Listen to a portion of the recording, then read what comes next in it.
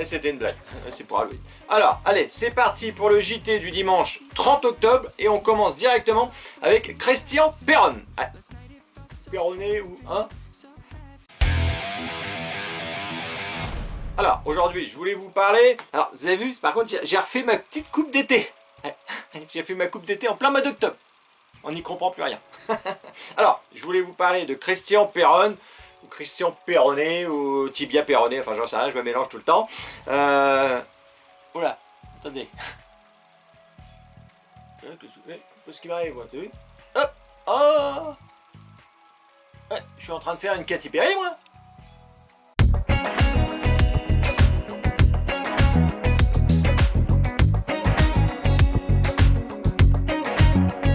C'est pas à cause de la vaccination, arrêtez avec ça, hein, d'accord. Donc, Christian Perron ou Tibia Perronnet, j'en sais rien. C'est vrai qu'il a été mis plus bactère depuis plus de 3 ans. Hein, et entre autres, il avait été démis de ses fonctions de chef de service, 2020, hein, des maladies infectieuses, pour propos indignes. Alors, des propos indignes, c'est quoi? Les propos indignes, c'est pas des propos mensongers. Propos mensongers, t'es condamné, terminé, on n'entend plus parler de toi. Les propos indignes, c'est des propos qui sont vrais, mais qui sont gênants à entendre. C'est un peu comme ta femme, mettons, t'es à un repas de famille, puis d'un seul coup elle dit « Ah bah oui, bah moi ils m'aident pas aux tâches ménagères, ils débarrassent même pas la table. » Toi t'es là... Hier j'ai enlevé le sel. Quelle indignité. Ouais, ça suffit. Enfin lui par contre, quelque part, il était en train de casser le business de la vaccination. Enfin, il est fou lui. Attends, il y avait des milliards en jeu. Alors, propos indigne, qu'est-ce qu'il a dit? J'en ai noté 2-3, vous allez voir. Alors, par exemple, hein, il a déclaré que la prescription de l'hydroxychloroquine aurait sauvé des vies. Quelle indignité. Ouais.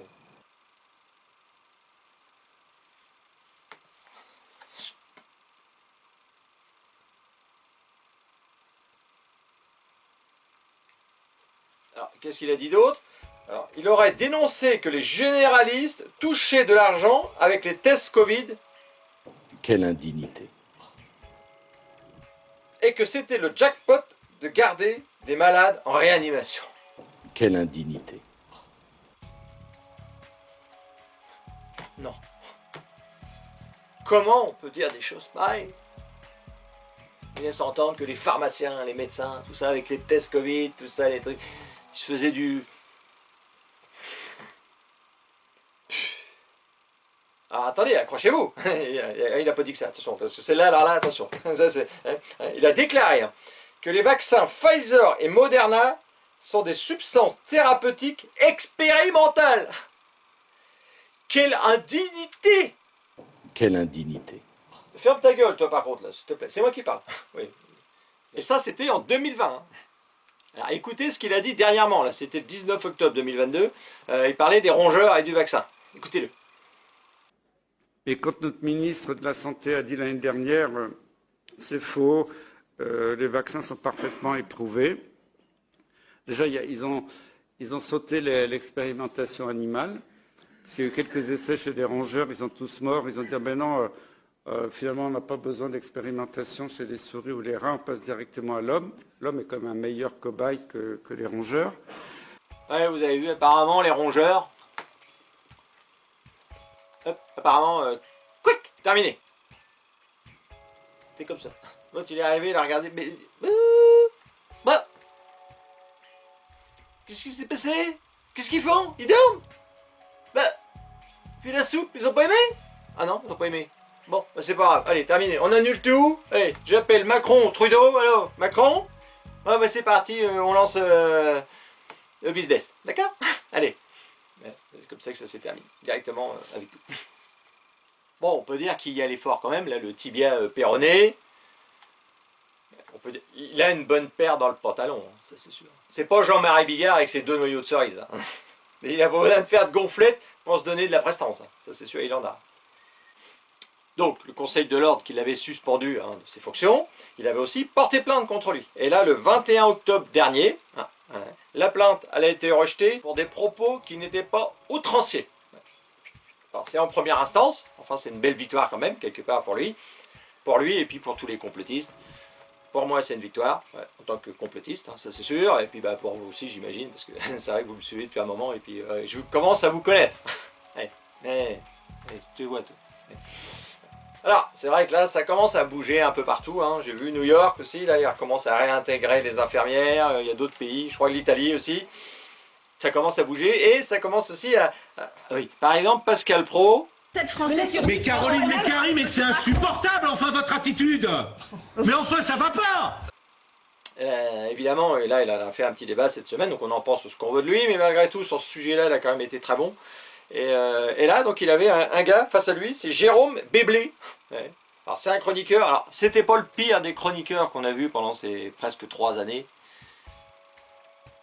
Mais évidemment, c'est lui qui était là ce jour-là. Et là, le Pascal Praud, évidemment, il avait envie, il parlait de l'affaire de Péronne et que la plainte avait été rejetée. Et puis, il regarde le Béblé, là. Alors, c'était plutôt Jérôme Bégayé. Ouais, c'est clair. Et là, il lui a dit, alors...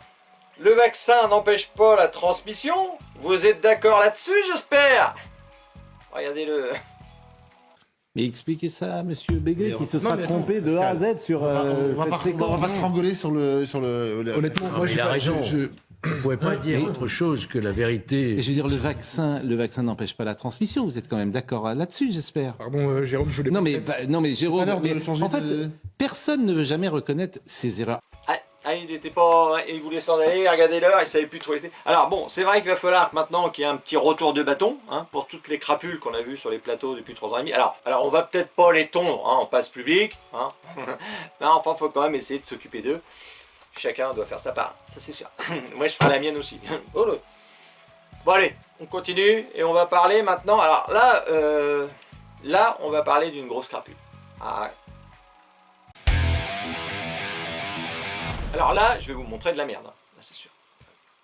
Là, je vais vous parler de Klaus Barbie. Hein? Non. Christophe Barbier. Pardon, excusez-moi.